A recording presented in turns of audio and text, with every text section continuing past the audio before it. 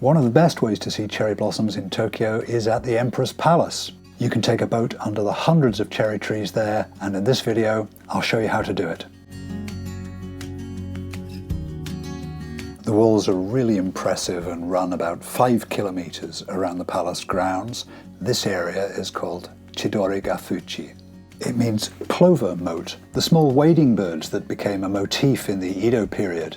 They've planted nearly 300 trees over the last century, and about 10 days every year it becomes one of the most iconic scenes in the country.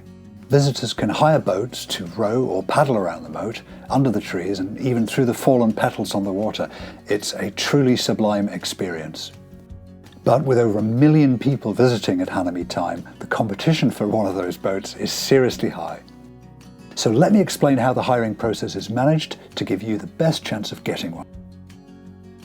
First of all, the boathouse is open from 9 AM to 8:30 PM, and the last ticket is for 8 PM.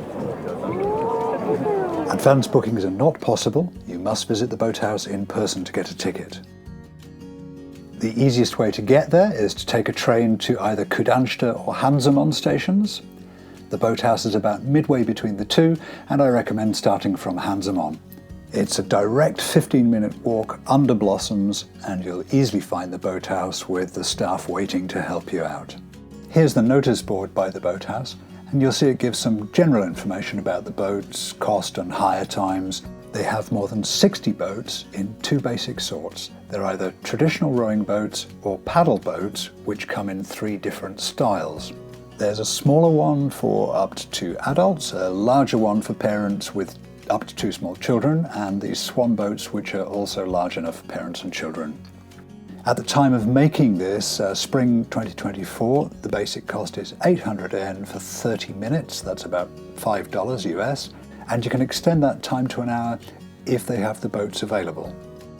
Now the booking process is in 2 parts. You first use the terminals to make a booking to hire whichever boat you want and at the time you want to take it, and then you return later at that time to pay for it at the kiosk and actually take the boat from the jetty. In practice, of course, your booking will be limited by the availability of the boats. So you'll find 2 queues when you get here. One is to use the terminals to book the boat, and the other is to pay for it at the boathouse kiosk when the time comes. Okay, the booking screens look like this, and there's a button to change the displayed language.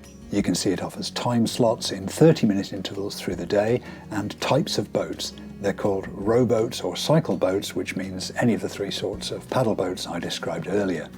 You can't specify the individual sort of paddle boat you want if you want a smaller, larger, or a fabulous swan boat, unfortunately. The paddle boats are just handed out in rotation at the time you've booked, and you take your chances.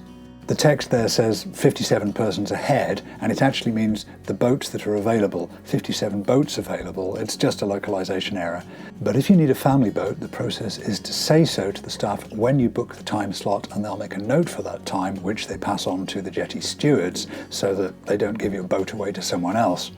Then you return at the time you've booked and join the queue to pay for your boat. You go to the kiosk here, present the QR code at the machine and pay the fee. Note that the machine only takes cash. You can't pay any other way, so do make sure you've got the money in coins or a note.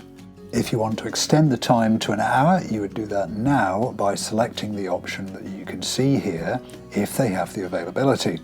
You can see there's a red banner there. It says sold out. So the display is showing that you could have an extra 30 minutes if you want a rowboat, but not in the paddle boats anymore today. Then you proceed down to the waterside, and if you've specified a larger family boat, the stewards will manage that on the jetty, having been pre-warned. The stewards will also help you get safely into the boats and nicely away from the pier, and they'll help you when you come back in too, as you can see.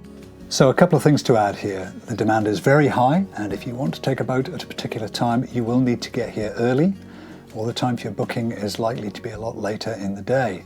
Now you could fill a leisurely hour walking around the top of the ramparts, the rest of the park. I've made a video about that, see the link here. What I'd recommend is to go first thing in the morning, get a ticket, and then you'll know what time you're boating, and you can manage the rest of your day accordingly. Finally, remember that alcohol is strictly prohibited. You don't want to end up like this guy, do you? So, If you're lucky enough to be here in Tokyo for Hanami, good luck getting a boat. It's a truly magical experience and it's one you will not forget. See you again.